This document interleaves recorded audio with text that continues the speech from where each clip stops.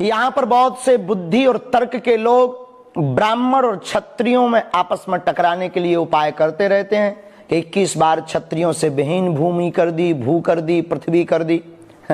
बात मजाक और हंसी की बात यह है कि अगर 21 बार क्षत्रियों को मारा तो क्या एक बार में जब सभी क्षत्रियों को मार दिया तो फिर 20 बार क्षत्रिय कहां से आए? जब एक बार में ही सभी क्षत्रियों का पृथ्वी विहीन हो गई तो फिर 20 बार कहां से आए? और फिर 21 बार की क्या जरूरत पड़ी हो? ये क्षत्रिय अचानक पर प्रकट कहां से हो जाते थे? इस पर थोड़ी सी चर्चा करते हैं। सहस्त्रबाहु जिस वंश से था उस वंश का नाम था हैहय वंश। हैहय वंश के विनाश के लिए भगवान परशुराम ने परसा अपने हाथ में उठाया। हैहय वंश का राजा बड़ा ही कुकर्मी, साधुओं पर अत्याचार करने वाला, स्त्रियों पर बलात्कार करने वाले जितने भी क्षत्रिय वंश के राजा थे, ऐसे आतताइयों के खिलाफ परसा उठाया भगवान परशुराम ने। और शास्त्र में कहा है परित्राणाय साधूनाम विनाशाय च दुष्कृताम। साधु का काम ही है दुष्टों को ठिकाने लगाते रहना।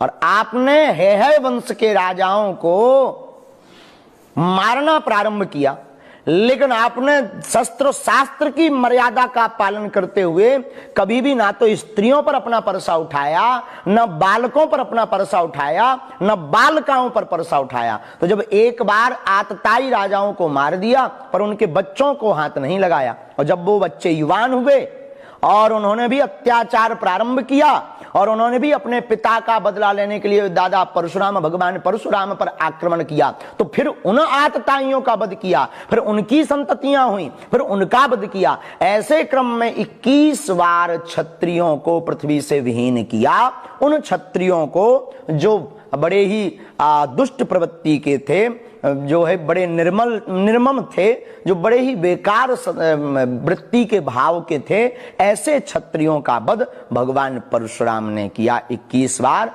इससे सिद्ध होता है भगवान परशुराम क्षत्रिय विरोधी नहीं थे।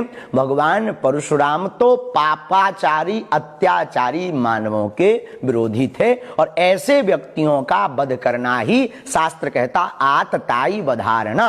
आतताई का वध करना अधर्म नहीं है। किस तरह से आपके आराध्य को लेकर बयानबाजी की, उसको लेकर किस तरह से आप में विरोध है? शास्त्री जी सबसे पहले ये बताएं कि उनने अभी तक कितने भगवानों का अपमान कर चुके हैं, और अगर हमारे भगवान का अपमान किया है तो हम क्षत्रिय और हैहय वंशी जितने भी हैं, ऐसा नहीं कि कलाल ही हैं, जितने भी हैं क्षत्रिय समाज के सभी लोग विरोध करें कि ये होता कौन है बोलने वाला। विरोध किया जाएगा शास्त्री का और आपके द्वारा? मेरा तो ये विरोध रहेगा कि वो अगर इंदौर में घुसेगा तो मैं उसको मारूंगी, और अगर वो माफ़ी मांग ले, वो कोई सा भी पंडित हो, किसी को अधिकार नहीं है किसी को बोलने का, जो भी पंडित हो वो माफ़ी मांग ले सार्वजनिक, नहीं तो फिर FIR करेंगे और हम मारेंगे, क्योंकि भगवान को गलत बोलना। मैं काला मुँह भी करूँ उसका, मैं काली पट्टी बांध के उसका झंडा भी निकाल दूँ, मेरे को जो लगेगा मैं करूँगी। उस समय कालका का रूप हो जाएगा मेरा नाम रेखा जायसवाल, जिला अध्यक्ष हूँ, राष्ट्रीय उपाध्यक्ष भी हूँ, और महिला पुलिस विभाग में परामर्श केंद्र में रही।